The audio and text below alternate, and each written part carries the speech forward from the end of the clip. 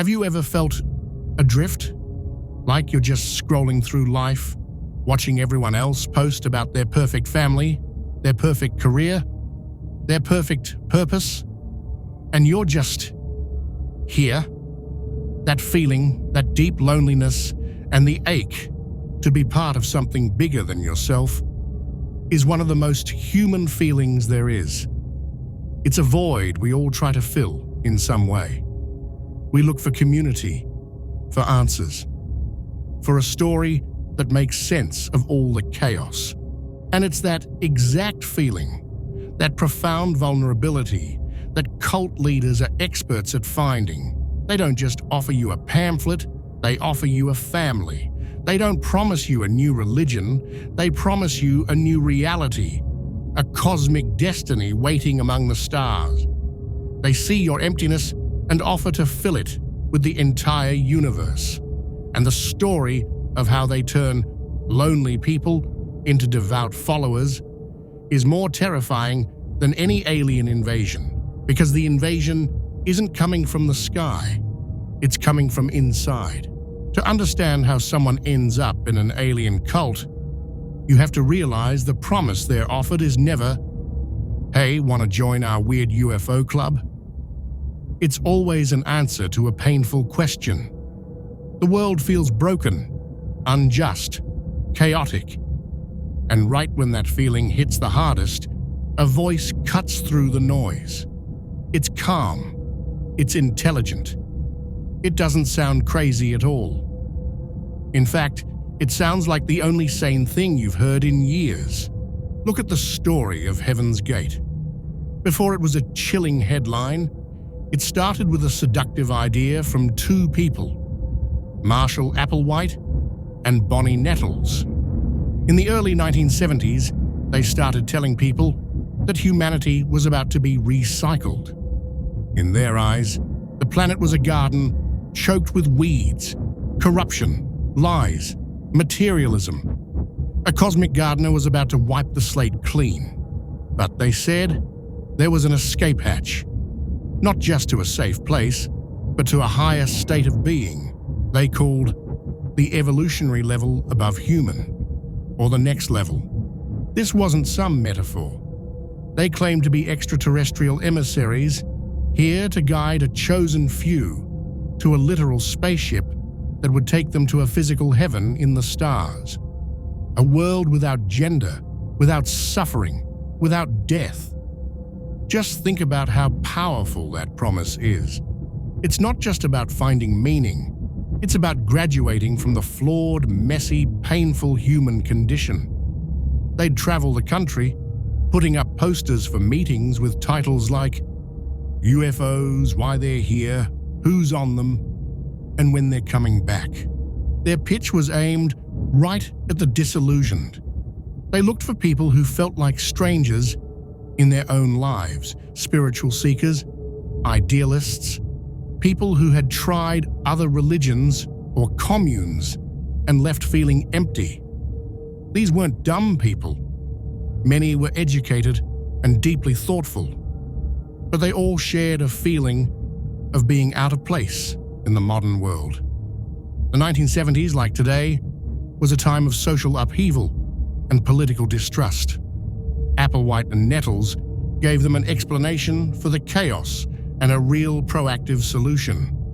The problem wasn't you, it was the world, and they had the key to the exit. You see this pattern again and again.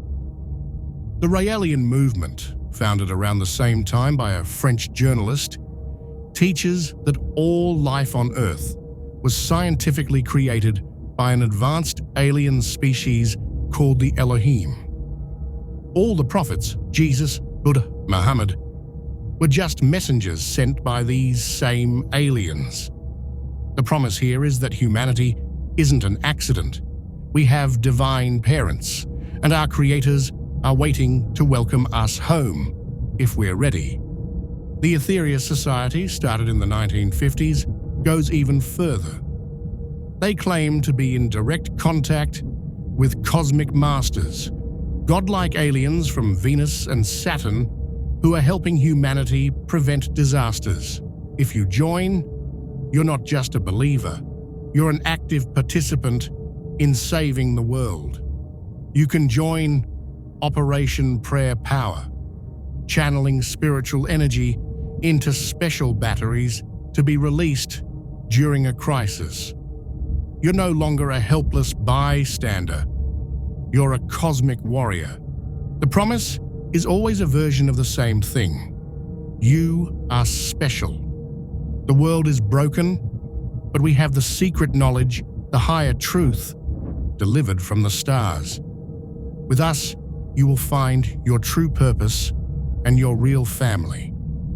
For a soul adrift in a sea of loneliness, that's an intoxicating offer. Let's imagine someone. We'll call him Alex. Alex is in his late 20s.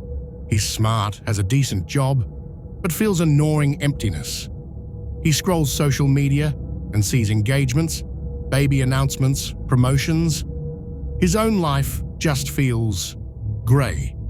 He's tried the usual things, meditation apps, self-help books, maybe even a church, but nothing clicks.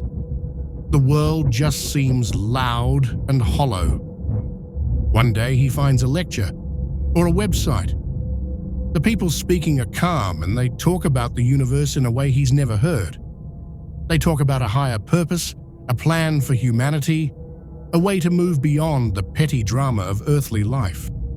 They talk about a community of people dedicated to one grand mission. For Alex, it's like a light just switched on in a dark room. So he goes to a meeting. The second he walks in, he's hit with this wave of warmth. People are genuinely interested in him. They ask him questions, they listen, and they don't judge. They just smile and tell him they're so glad he found them. This intense rush of affection is a classic recruitment tactic called love bombing. For someone starved of connection, it feels like water in the desert. This isn't just a theory. Researchers who study former cult members find that loneliness and the desire for community are key vulnerabilities. As one former member put it, "I was very lonely and wanted an instant community. I had a huge void and was trying to fill it." The group provides that instantly. Within days, Alex feels more at home than he ever has. He's surrounded by people who get it. They have inside jokes, a special vocabulary, and a common enemy: the ignorant, chaotic world outside. This is the honeymoon phase. Life suddenly has meaning and excitement. In a group like Heaven's Gate, this meant diving into the class, learning the complex rules for how to shed your human container. Every day was structured, every single action had cosmic significance. For a Rileyan, it might mean attending seminars on sensual meditation to connect with the universe or protesting for causes they believe in. In the Aetherius Society, Alex could be climbing a mountain to charge it with spiritual energy, part of a global mission to heal Mother Earth. He's not just Alex, the lonely office worker anymore. He is a student of the cosmos, a future star traveler, a soldier of light. His new friends are more than friends. They're his crew, his real family. They understand him. The outside world, with its boring concerns and skeptical relatives, just starts to fade away. His old life was black and white. This life is in brilliant, cosmic technicolor. The group becomes his only source of validation. This is a critical step. Research on these groups shows that this dependency makes it incredibly hard to leave, even if things start to feel wrong. But in the honeymoon phase, nothing feels wrong. It feels like salvation. It feels like finally, after searching for a lifetime, you've come home. The honeymoon doesn't last. Once the recruit is emotionally hooked, once the group has become their new family, the real work begins. It's a slow, methodical process of taking apart someone's old identity and replacing it with one made by the group. This isn't aggressive brainwashing like you see in movies. It's more subtle and way more sinister. It's a total rewrite of reality, one step at a time. The whole process has a name: coercive control. It's not one single action, but a system that slowly erodes your ability to think for yourself. The first and most important tactic is isolation. In Heaven's Gate, this was blunt. Members had to cut off all contact with their old lives. Family, friends, jobs, all of it was part of the worldly level that had to be left behind. They were seen as distractions, vibrational anchors pulling you back down. Members gave up their homes, their money, everything. They lived communally, moving constantly, which severed any ties to the outside world. This tactic is designed to make you completely dependent on the group for everything: food, shelter, information, and support. And it's incredibly effective. Studies of these groups show a huge majority of members end up cut off from friends and family. Once the outside world is silenced, the group controls the flow of information. The only reality you know is the one they give you. The only feedback you get is from other members and the leader. Your own sense of self starts to blur, replaced by the group identity. In Heaven's Gate, this was symbolized by the uniform: identical black shirts, pants, and the now infamous Nike sneakers. They even took on new androgynous names to shed the last piece of their past. The second powerful tool is what psychiatrist Robert J. Lifton called loading the language. Every cult creates its own jargon, which does two things. First, it makes you feel like an insider with special knowledge. Talking about vehicles, containers, or the next level proved you were part of the Heaven's Gate Club. But more importantly, this language is made of thought-terminating cliches. These are words or phrases designed to literally shut down critical thinking. If a member started having doubts or missed their family, they were taught that was just their vehicle acting up, their human programming getting in the way. The phrase itself stops the thought. You don't analyze the feeling. You just label it with the cult's jargon and dismiss it. Your own mind becomes the enemy. The third phase is destroying your identity through tiny rules. Life in Heaven's Gate was controlled down to the smallest detail. Strict schedules for waking, eating, working, and studying. Controlled diets. Controlled relationships. One of the most extreme rules was giving up sexuality entirely. To reach the genderless next level, you had to conquer all human urges. This eventually led several male members, including the leader, Marshall Applewhite, to get voluntary surgical castrations, the ultimate act of destroying your own identity to fit the group's ideal. It's a terrifying look at how far people will go when their entire reality and hope for salvation is tied to a group. They weren't just following rules. They were trying to carve out the parts of themselves the leader called impure. This system of isolation, language control, and micro-rules creates a psychological prison. The outside world is bad, the group is good, your old self is flawed, your new self is pure. Your own thoughts are lies. The leader's words are truth. It's a prison with invisible bars, built with the willing help of the prisoner. And by the time you realize you're trapped, you've forgotten what freedom even feels like. For years, the members of Heaven's Gate lived in this closed-off world, just waiting. They were a class preparing for graduation.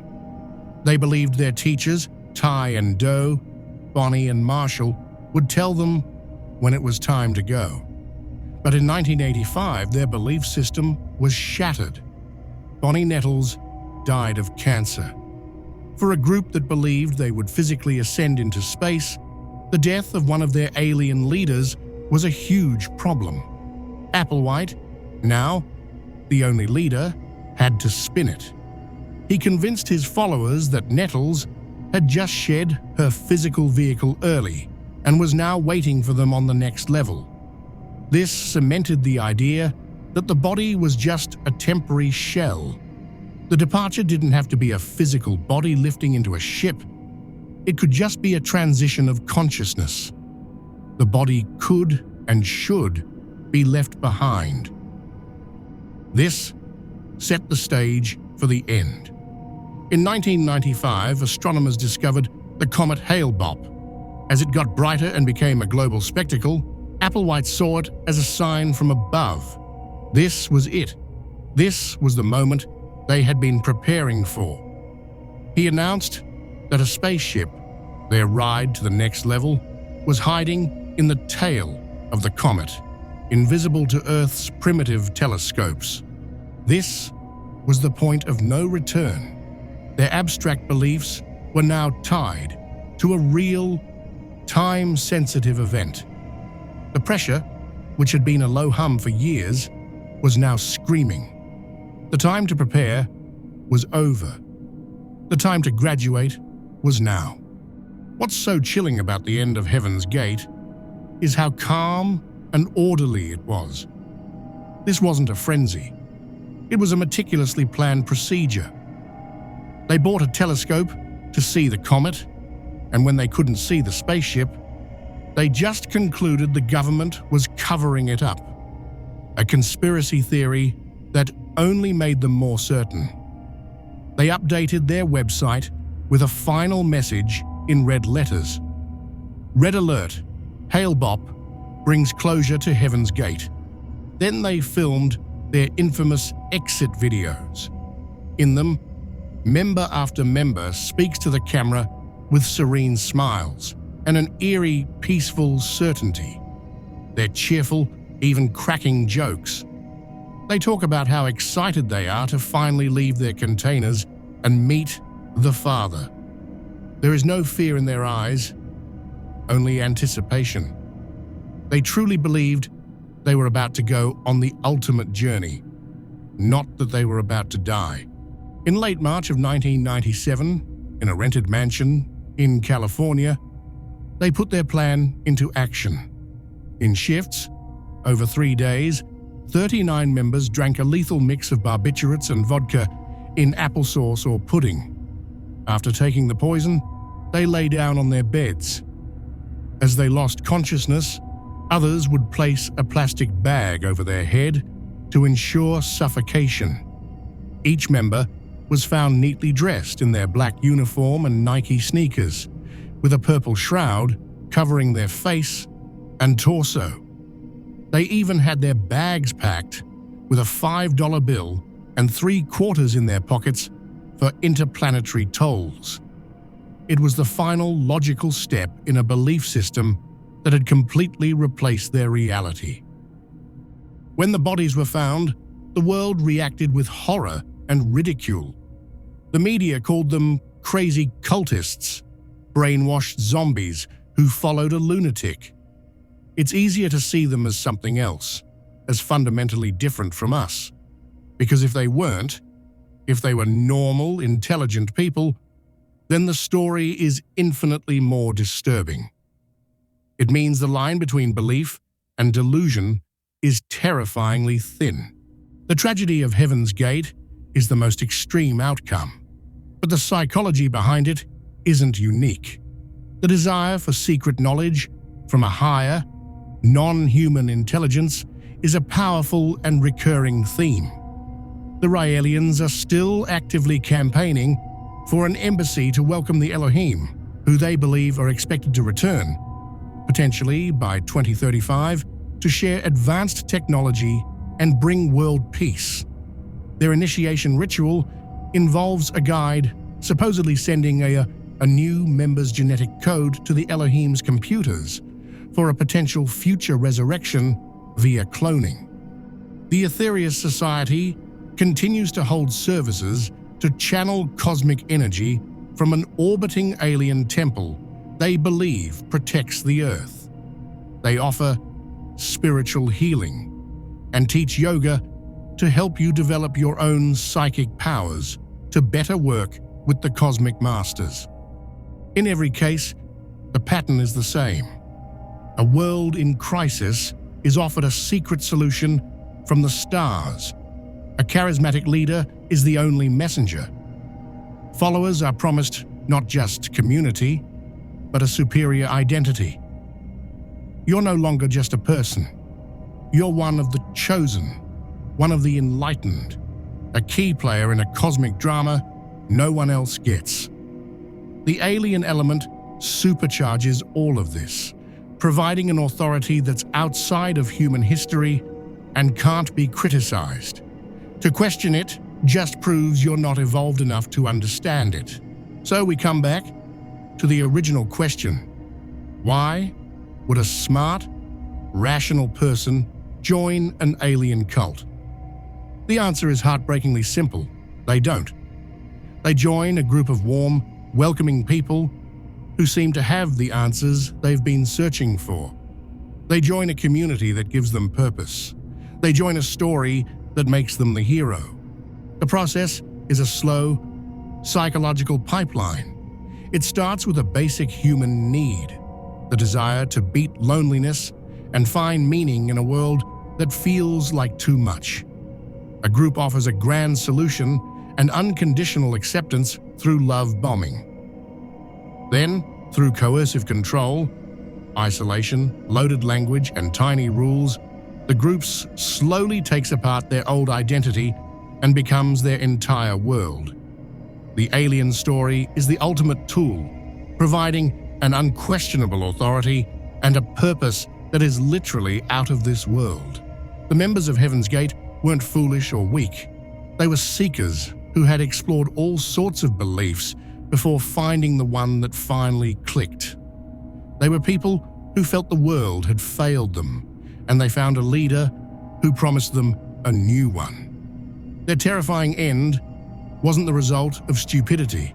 It was the result of misplaced faith and a vulnerability that is profoundly, universally human. It's the desire to connect, to belong, and to believe in something more. And that desire, in the wrong hands, can be the most dangerous thing in the world. If you're fascinated by these deep dives into psychology and belief, think about subscribing. We explore these tough topics every week because understanding how this works is the first step to seeing it in the world around us. Share your thoughts in the comments below. What would you do if you were offered a place in the stars?